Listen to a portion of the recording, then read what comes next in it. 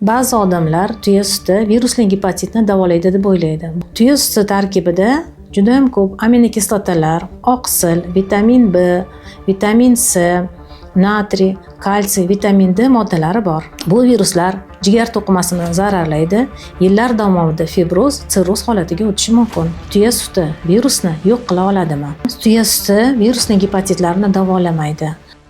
Assalomu alaykum. Men Mirzakariyeva Nasiba mehmonini Hakim Sino gepatologiya markazida shifokor gastroenterolog bo'lib ishlayman. Bugungi mavzuyimiz tuya sutini virusli gepatitlarni davolaydimi, yo'qmi degan savolga javob beraman. Ba'zi odamlar tuya suti virusli gepatitni davolaydi deb o'ylaydi. Bu qanchalik to'g'ri? Gepatitlar bu jigar to'qimasini yallig'lanishi, bunga sabab bo'lishi mumkin viruslar, alkogol, jigari yog' bosishi, dorilar, toksik dori moddalaridan zaharlanish, har xil kimyoviy moddalardan zaharlanish gepatitlarga olib keladi. Eng ko'p uchraydigan virusli gepatitlar bu virusli gepatit C va virusli gepatit B va D virusidir. Bu viruslar jigar to'qimasini zararlaydi, yillar davomida fibroz, sirroz holatiga o'tishi mumkin. Shu sababli ko'pgina bemorlar tabobatga ishonib qolishadi. Asosiy savolga o'tadigan bo'lsak, tuya suti virusni yo'q qila oladimi? Hozirda tibbiyotda tuya suti virusli gepatitni davolaydi degan isbot yo'q. Tuya suti tarkibida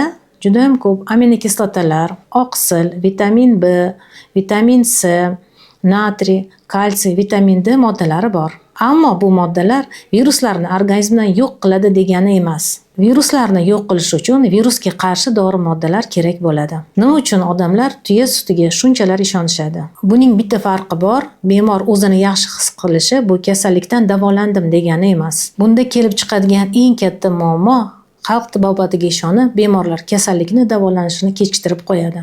Natijada jigar fibrozi rivojlanadi, sirroz rivojlanadi, eng xavflisi jigarni yog' bosishisi kuchayib ketadi.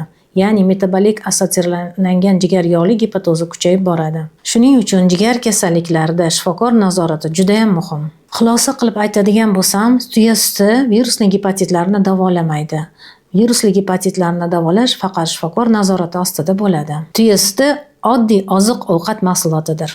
Shunaqa holatlar bo'lgan, bemorlar kelgan, xalq tabobati orqali, internet tarmoqlari orqali tuya sutini foydalari haqida eshitib, juda ham ko'p miqdorda tuya sutini ichib kelgan holatlarda jigarda metabolik assotsiatsiyalangan jigar yog'li gepatozi kuchaygan holatlarda fibroskanda qayta tekshirganimizda jigari yog' bosish ko'rsatkichi yuqori ko'rsatkichlarni ko'rsatgan. Bu hammasi tuya sutini ortiqcha, me'yordan ortiqcha iste'mol qilgani oqibatida bo'lgan. Bu holatdan so'ng bemorga to'liq muolaja tuzib berilgan va ma'lum muddatdan keyin ijobiy natija bo'lgan. Quyidagi mavzu bo'yicha savollaringiz bo'lsa, izohlarda yozib qoldiring va bizning sahifamizga obuna bo'lishni unutmang.